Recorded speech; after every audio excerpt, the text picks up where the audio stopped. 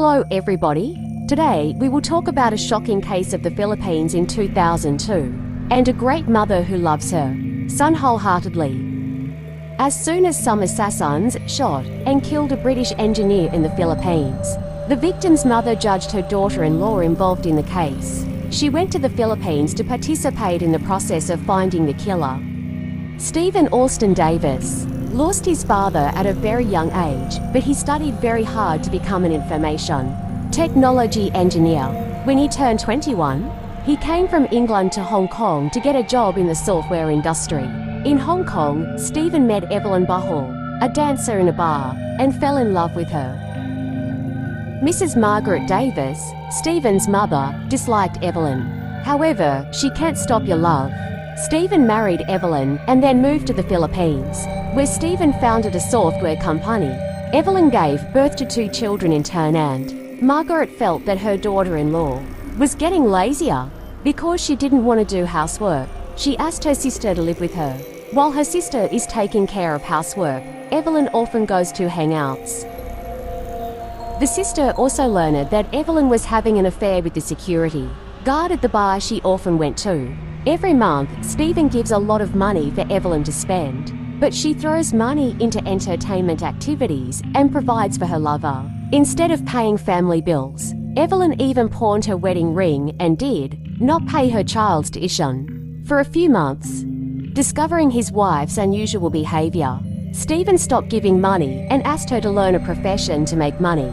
Frustrated by his wife's careless lifestyle, Stephen often stays at the company office in Makati City. The office is an apartment about 3 hours drive from his house with colleagues.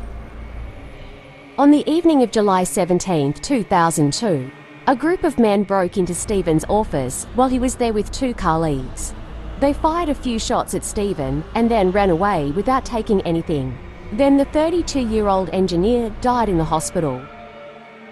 The police investigation process became deadlocked because they did not find any valuable clues. That fact motivated Margaret Davis to act.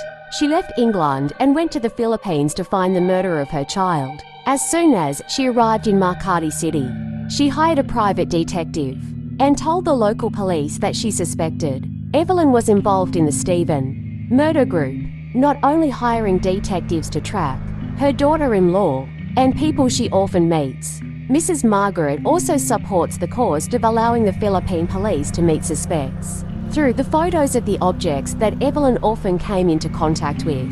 A colleague of Stephen realized that they were the ones who broke into the office and shot him. The police arrested 3 suspects, including Arnoldo Dore, Robin Butas, Alexander Dogami. They quickly pleaded guilty to murdering Stephen, in which Arnoldo Dore is Evelyn's lover.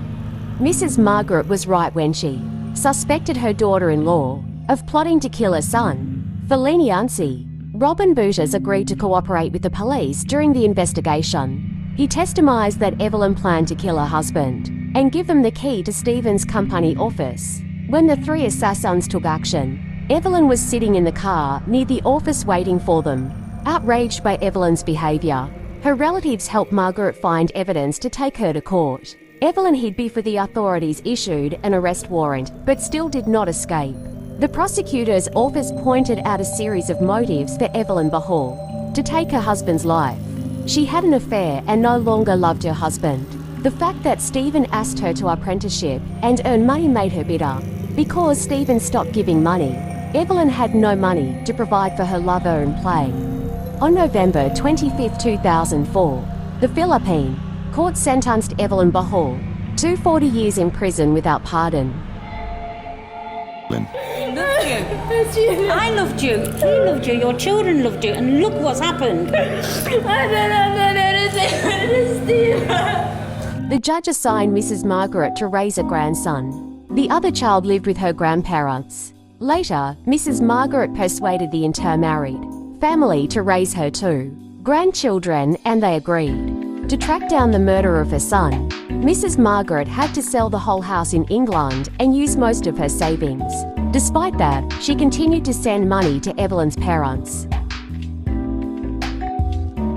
In 2006, she wrote a book titled For the Love of My Son to tell about her son's journey to find justice. Thank you for watching. Please like and subscribe to watch more attractive videos.